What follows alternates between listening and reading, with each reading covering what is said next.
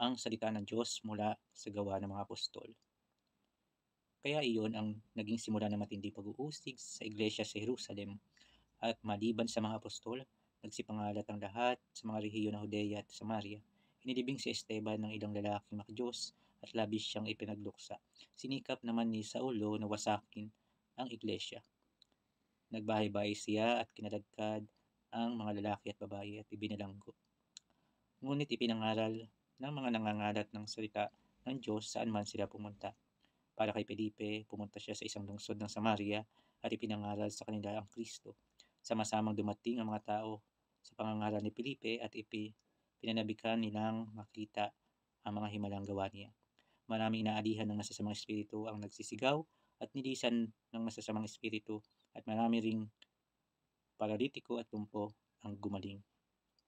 Kaya nagkaroon ng malaking kaligayahan ang lungsod na iyon.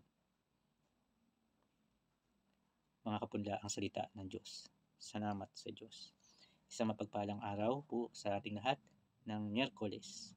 Ngayon po ay ating pinagdinilayan pa rin ang muling pagkabuhay ng ating Panginoong Hesus.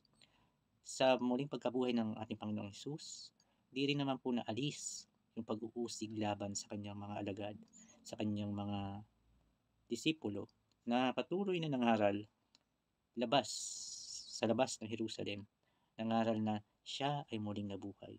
Kaya po ang pagiging Kristiyano at pagpapahayag natin na muling nabuhay ang ating Panginoong Hesus ay hindi garantiya na tayo ay magkakaroon ng buhay na may kapayapaan, na may buhay na masaya, buhay na masagana.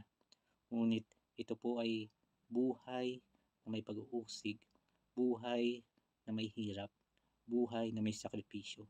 Ngunit sa lahat ng iyan, kasama natin ang ating Panginoong Hesukristo na muling nabuhay. Kaya huwag po tayo mawawala ng pag-asa kung tayo man po ay nahihirapan sa buhay, nahihirapan sa buhay ang ating pananampalataya.